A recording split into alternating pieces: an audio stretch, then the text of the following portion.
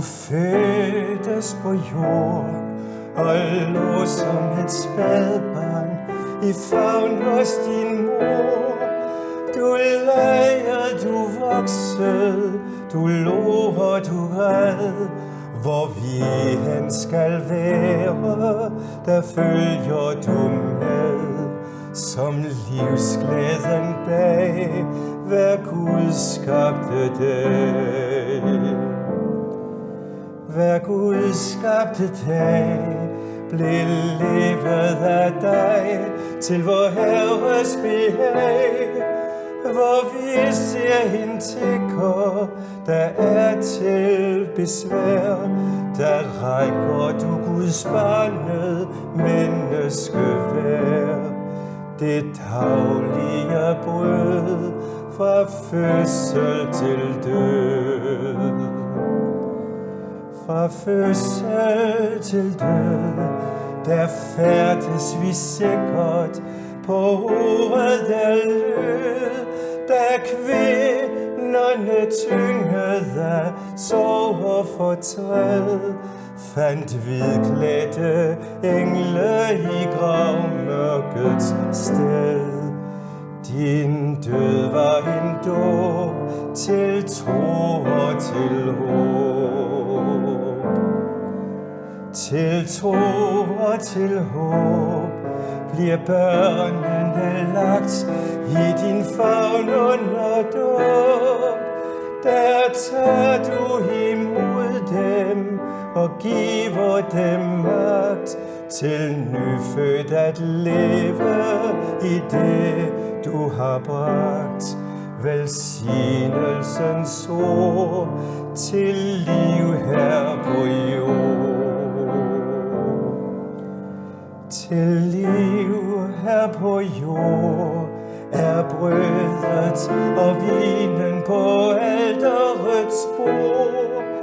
Der kommer vi trætte, der knæler vi ned. Du løfter dit ansigt og lyser Guds fred. I dig får vi ord til bønnen fra jord. Så beder vi, giv os mod til at leve et menneskeliv, at vokse i kærlighed, folde os ud, til alt bliver et i en lovsang til Gud, som sendte sit ord i dig her til jord. Evangelielæsningen til denne søndag er fra Markus evangeliet. Det lyder: Man bar nogle små børn til Jesus, for at han skulle røre ved dem. Disciplene troede af dem, men da Jesus så det, blev han vred og sagde til dem: Lad de små børn komme til mig. Det må I ikke hindre dem i, for Guds rige er deres. Jeg sandelig siger jer, den der ikke tager imod Guds rige ligesom et lille barn, kommer slet ikke ind i det. Han tog dem i favn, lagde hænderne på dem og velsignede dem. Amen. Lad de små børn komme til mig, siger Jesus. For et par uger siden skulle jeg tale med mine konfirmander om det onde, og for at tage udgangspunkt for en samtale, så havde jeg valgt 15-20 overskrifter, man kunne finde i medierne om situationer, der var præget af noget ondt. De skulle så lægge de her sedler i en rækkefølge, hvor de rangerede det efter, hvad de synes var det mere onde i forhold til det mindre onde. Det, som var så overraskende for mig, at der var 2 eller 3 af de her eksempler, som handlede om noget med børn. Altså en sætning som: forældre skærer hånden af deres søn, fordi de skammer sig over ham.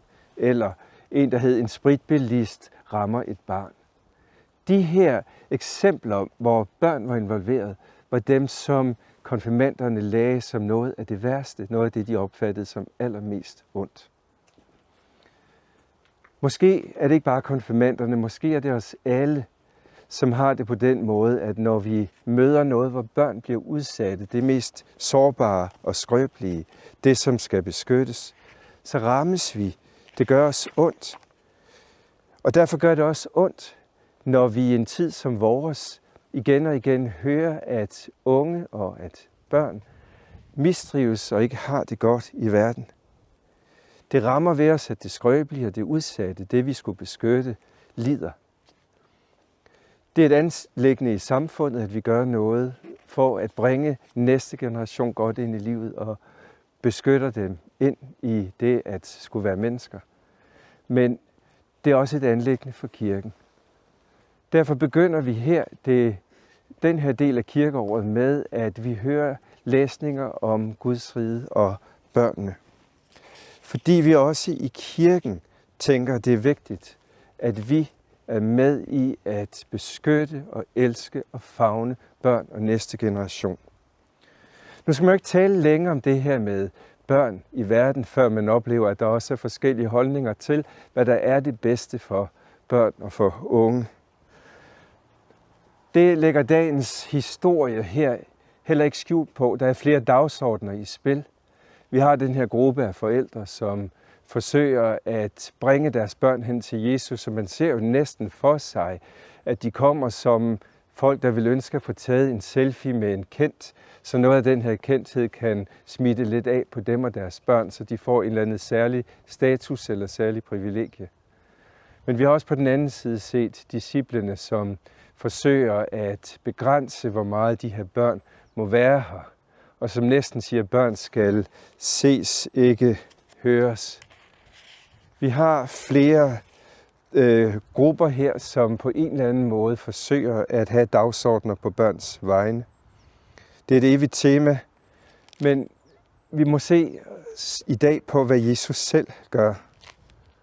Og for helt at kunne forstå, hvordan han handler her, så skal man måske forstå, at der lige forud har været en diskussion mellem ham og en gruppe disciple, eller en gruppe farisæer, som har handlet om noget helt andet, som har handlet om noget med skilsmisser og rettigheder i forhold til skilsmisser.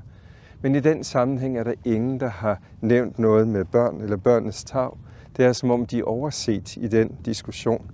Og så alligevel ikke for øjeblikket efter, så rykker de ind i fokus ved at Jesus han tager dem helt ind i favn og siger, at de er vigtige. Børnene har betydning. Også når vi har samtaler og konflikter i livet, og der indimellem overser og glemmer børnene, så er det, at Jesus gør en tegnhandling her. Og han begynder her, hvor livet begynder. Viser, at i det forunderligste er alt, i det, at et menneske, et liv, er blevet til, i det udgangspunkt, som jo er ens for alle mennesker, før sammenligning og præstation kommer ind, at han der siger, lad de små børn komme til mig.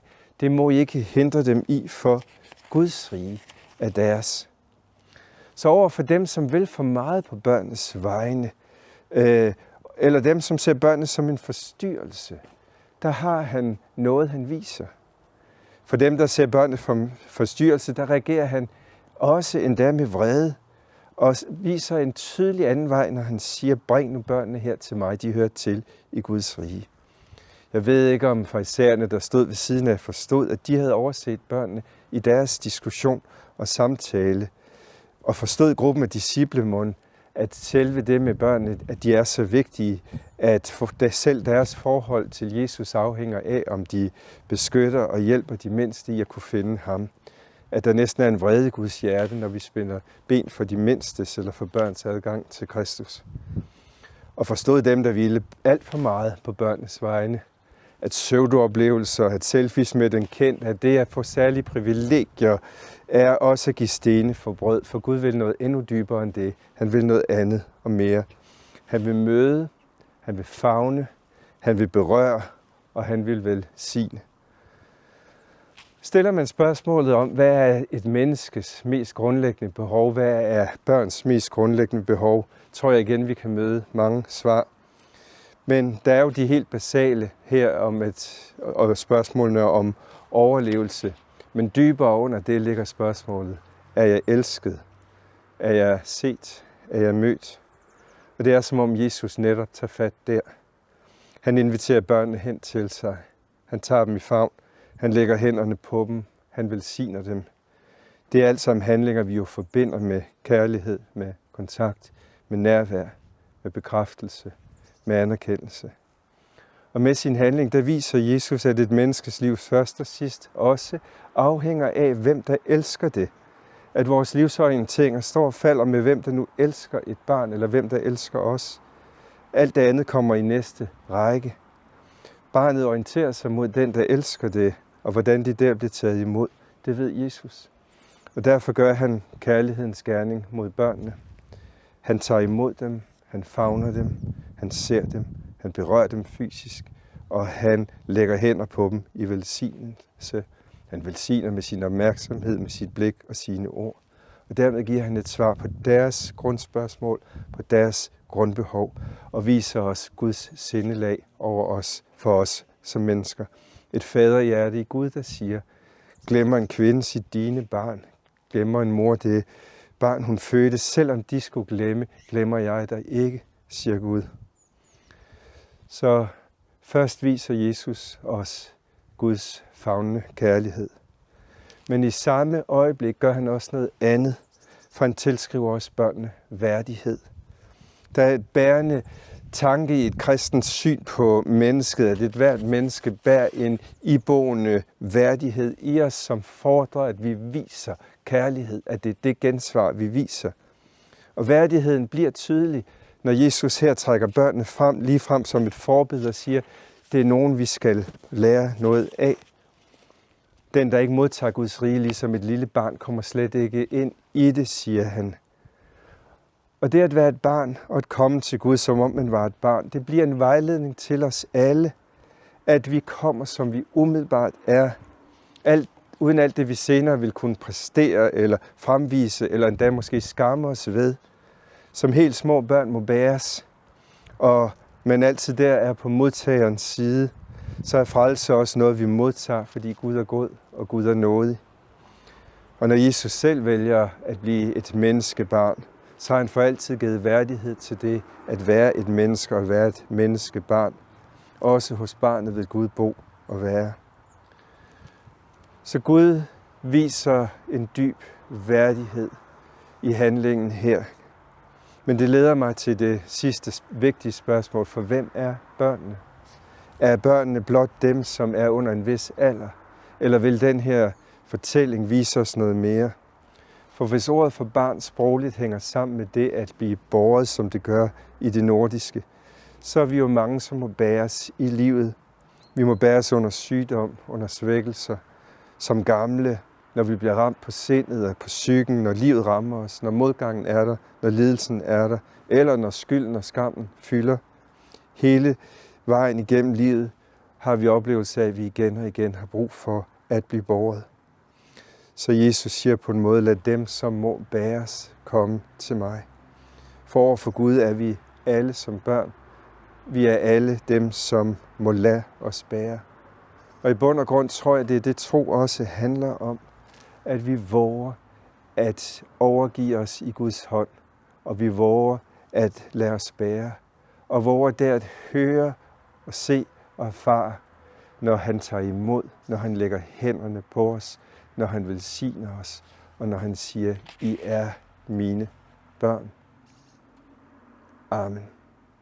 Og lad os bede. Himmelske Far, hos dig er der godt at være. Din dør står åben for alle, der søger. Alle os, der ikke ved, hvor vi ellers skulle vende os hen. Hos dig har vi hjemme. Lad os aldrig blive så voksne og kloge i os selv, at vi mister evnen til at undres og tage imod, ligesom et lille barn. Giv os glæden ved at se og lytte og gå på opdagelse i din forunderlige verden. Og hjælp os til i hvert menneskes ansigt at se et menneskebarn, som du elsker. Og lad din gode, hellige ånd overbevise os om, at Jesus Kristus er din elskede søn, og vi er dine elskede børn, og at din kærlighed varer fra evighed til evighed. Amen.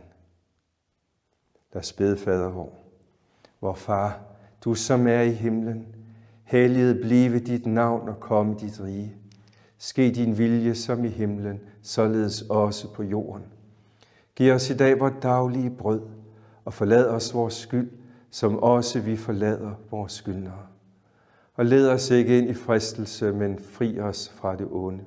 For dit er riget, og magten og æren i evighed. Amen. Og modtag Herrens velsignelse. Herren velsigne dig og bevare dig. Herren lad sit ansigt lyse over dig og være dig nådig. Og Herren løfte sit åsyn på dig og give dig fred. I Faderens og Søndens og Helligåndens navn. Amen.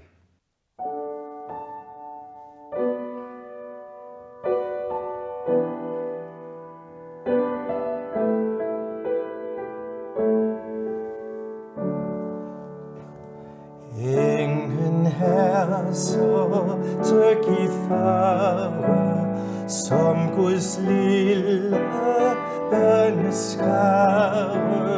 Fuglen høj, skjul beløvet, stjernen højt over støvet. Herren selv på Sions bjerge, for sit folk er skjold og værge, ved sig over os forbarme, pære os på faderarme.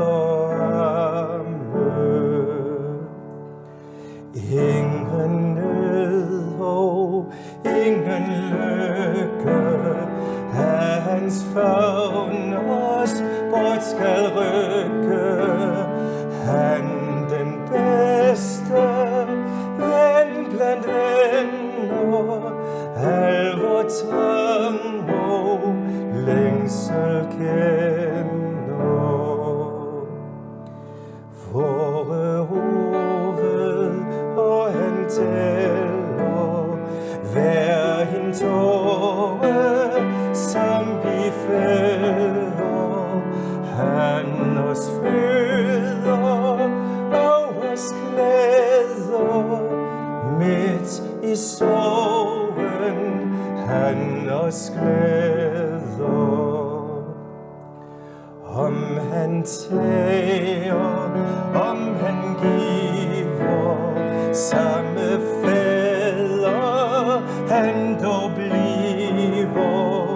Og hans mål er kun dine, barnets sande vel at tjene. Fryd dig der, du lille skare, Jakobs Gud